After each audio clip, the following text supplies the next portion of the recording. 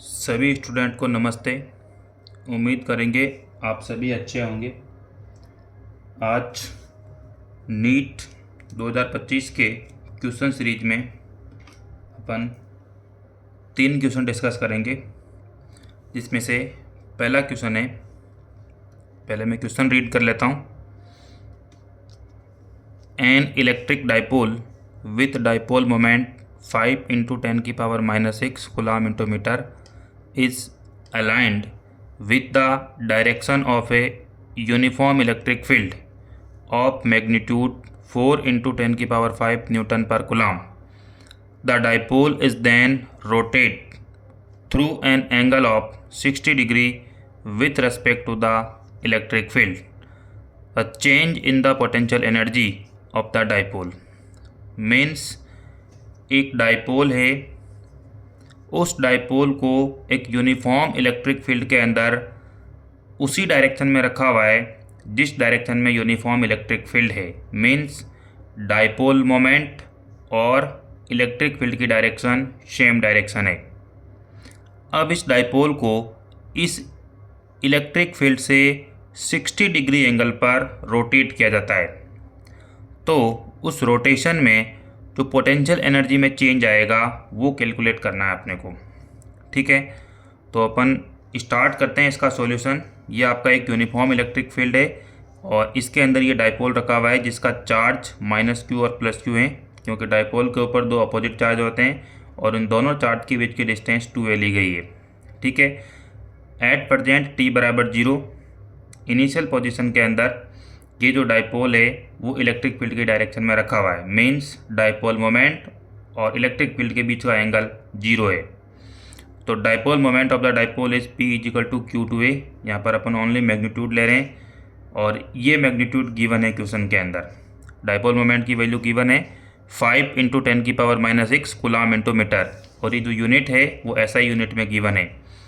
और electric field है जो यूनिफॉर्म इलेक्ट्रिक फील्ड है उसकी वैल्यू भी गिवन है क्वेश्चन में 4 × 10⁵ न्यूटन पर कूलम। अब देखिए यहाँ पर रोटेशन की बात हो रही है। क्वेश्चन में बोला गया है कि when dipole is rotate from θ = 0 because initial condition में जो आपका डाइपोल मोमेंट है वो इलेक्ट्रिक फील्ड की डायरेक्शन में है। तो इसको θ = 0 से θ = 60 डिग्री में इसको रोटेट किया गया है। Then change in potential energy is given by required work done. Means इस डाइपोल को आप रोटेट करोगे, जो वर्क डन रिक्वायर्ड होगा वही चेंज इन पोटेंशियल एनर्जी होगा। तो देखिए रोटेशन में अपन जो वर्क डन लिखते हैं वो लिखते हैं W =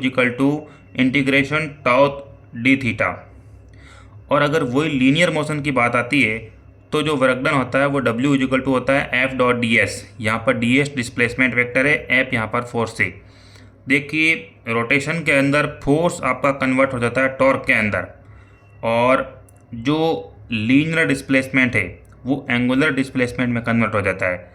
तो यहाँ पर टाउ अपन जानते हैं, टाउ की जो वैल्यू होती है, टाउ = होता है P×E टॉर्क।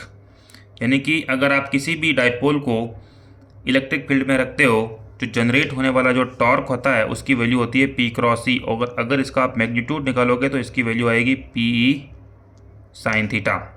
यहाँ पर अपने को मैग्नीट्यूड की रिक्वायरमेंट है तो अपन टाउ की वैल्यू रखेंगे PE sin θ। अब यहाँ पर P और E दोनों कांस्टेंट है तो वो इंटीग्रेशन से बाहर आ जाएंगे। ठीक है, और जो sin θ का इंटीग्रेशन होता है वो होता है -cos θ। इनिशियल लिमिट यहाँ पर 0 डिग्री है, फाइनल लिमिट यहाँ पर 60 डिग्री है। वैल्यूज पुट करेंगे, एक बार अपर लिमिट पुट करेंगे, फिर नेगेटिव साइन लगाएंगे और लोअर लिमिट पुट करेंगे। P -cos θ, फिर आप नेगेटिव साइन लगाओगे तो ये नेगेटिव पॉजिटिव में कन्वर्ट हो जाएगा, +cos 0। cos 0 की वैल्यू 1, cos 60 की वैल्यू होती है 1/2। तो P1 - 1/2 = P/2। अब ये वैल्यूज पुट करेंगे। P की वैल्यू यहाँ पर गिवन है 5 × 10⁻⁻6 और E की वैल्यू गिवन है 4 × 10⁵ ये सारी वैल्यूज कैलकुलेट करने के बाद अपना आंसर आता है, ठीक है, आफ्टर रिमूविंग अपना आंसर आता है 1 जूल। बिकॉज P और E दोनों SI यूनिट में हैं, इसलिए जो रिक्वायर्ड पोटेंशियल एनर्जी होगी, पोटेंशियल एनर्जी में चेंज आएगा, उसकी वैल्यू भी ऐसा यूनिट में आएगी, तो ऐसा यूनिट में जो पोटेंशियल एनर्जी होती है उसकी यूनिट जूल होती है। तो यहाँ पर आंसर आया है 1.0 जूल। सेकंड ऑप्शन आपका मैच कर जाएगा। तो जिन बच्चों का सेकंड ऑप्शन है उनका एकदम करेक्ट आंसर है। अब नेक्स्ट क्वेश्चन अपन डिस्कस करेंगे जो 11th क्लास से आया है और एरर के ऊपर पूछा गया है। क्वेश्चन है a physical quantity P is related to 4 observations A B C and D, यानी कि जो एक फिजिकल क्वांटिटी P है वो 4 ऑब्जर्वेशन के ऊपर डिपेंड है और P की वैल्यू इस प्रकार से गिवन है क्वेश्चन में A³ B² divided by C√T।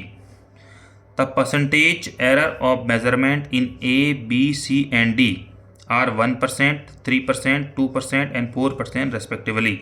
The percentage error in quantity P। तो देखिए P की value A³ B² divided by C√D। Percentage error in A B C D are 1%, 3%, 2% and 4%। तो परसेंटेज एरर देखिए चाहे value numerator में हो चाहे value denominator में हो, जब आप सारी मेजरमेंट का आप एरर P के अंदर निकालेंगे तो सारी ऐड हो जाएगी। तो देखिए percentage error in P is equal to delta P upon P into 100 is equal to, यहाँ पर A की पावर 3 है तो ये 3 से मल्टीप्लाई हो जाएगी जो A के अंदर एरर आ रही है। B की पावर 2 है तो B वाली एरर 2 से मल्टीप्लाई हो जाएगी, ठीक है। और सभी का अपन सम करेंगे।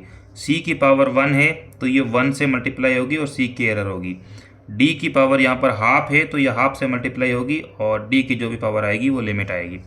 अब देखिए A के अंदर यहाँ पर 1 है एरर और B की यहाँ पर 3 है तो ये 2 इंटू 3 कर दिया और C की यहाँ पर एरर 2 है तो ये 2 हो गया और D की एरर यहाँ पर 4 है तो ये 1/2 से मल्टीप्लाई है इंटू 4। इनको सिंप्लीफाई करने के बाद आपका आंसर आता है 13%, ठीक है। तो आपका जो करेक्ट ऑप्शन है इस क्वेश्चन का वो है आपका ऑप्शन 3, 13%। तो जिन बच्चों ने 13% ऑप्शन किया है वो उनका करेक्ट आंसर है। ओके, अब अपन आगे का क्वेश्चन देखते हैं।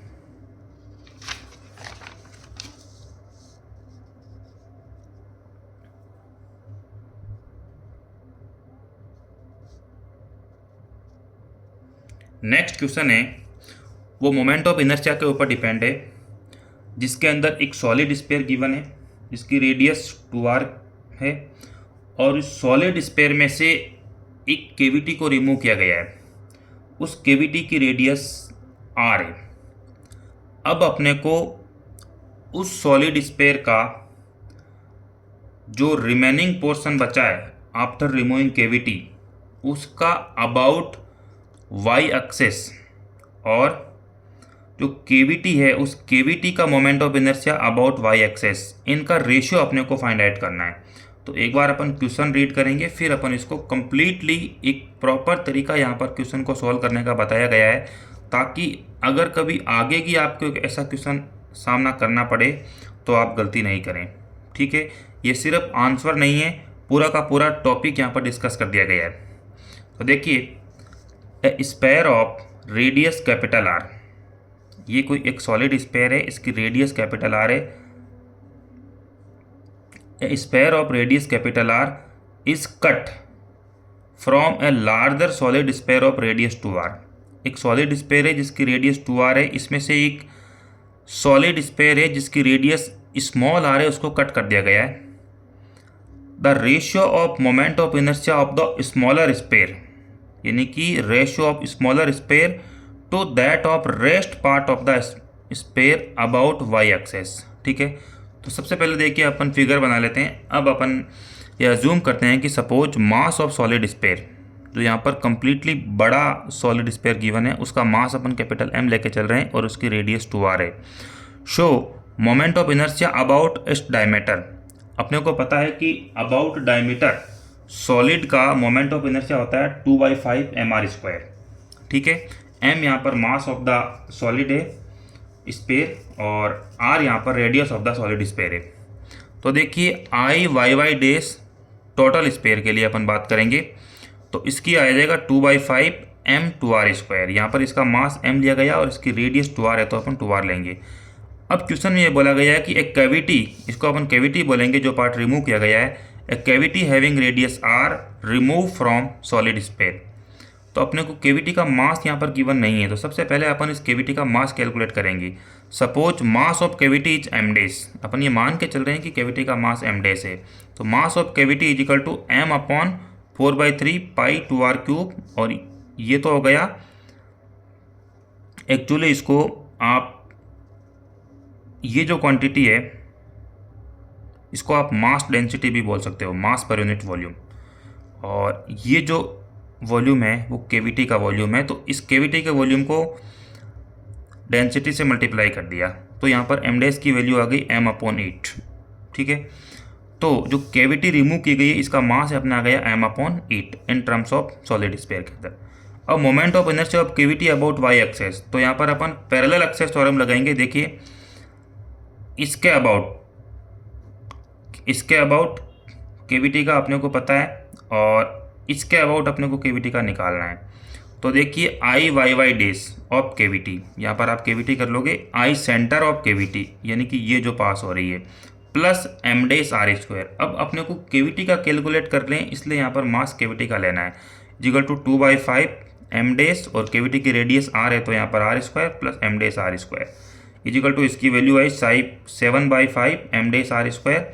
एम डेस की वैल्यू अपन m/8 पुट करेंगे तो अपना आंसर ये आ जाएगा 7/40 mr स्क्वायर। अब अपन करेंगे moment of inertia of remaining space, यानी कि जब इस केविटी को रिमूव कर दिया गया, जो रिमेनिंग स्पेस बचा है उसका मोमेंट ऑफ इनर्शिया अपन। ठीक है, तो अपन क्या करेंगे, इस टोटल स्पेयर का जो moment of inertia Y axis के अबाउट था वो minus moment of inertia of cavity about Y axis, उसको अपन सबसेट कर देंगे। तो देखिए टोटल स्पेयर का अपने पास ये आ गया 2/5 m2r स्क्वायर माइनस केविटी का अपन यहाँ निकाल चुके हैं 7/40 mr स्क्वायर। इन सबको सिंप्लीफाई करने के बाद अपना रिजल्ट आता है 57/40 mr स्क्वायर।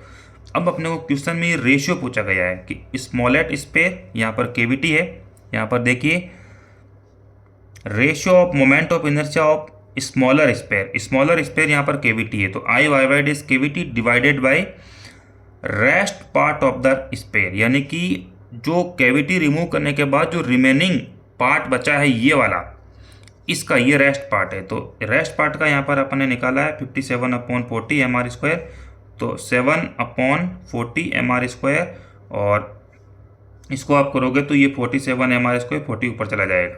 ठीक है, यहाँ पर ये वाली, तो यहाँ पर आपका आंसर आ जाता है 7/57। ये कौन से ऑप्शन में है, ये आपका ऑप्शन 3 में मैच कर रहा है। ठीक है, तो इस क्वेश्चन का जो करेक्ट आंसर है वो आपका ऑप्शन 3 है। तो इस प्रकार से सभी स्टूडेंट इस क्वेश्चन को एक बार ढंग से देखें कि इसको सॉल्व करने का तरीका क्या यूज किया गया है, क्योंकि सभी स्टूडेंट मैं ये बताना चाहूँगा कि हो सकता है कि आप इस एग्ज़ाम में सेलेक्ट हो या नहीं हो, वो तो रिजल्ट आने के बाद पता चलेगा, कट ऑफ आने के बाद। इसलिए जिनका हो जाता है बहुत अच्छी बात है, लेकिन जिन स्टूडेंट का नहीं होता है तो वो अगेन एग्ज़ाम देंगे।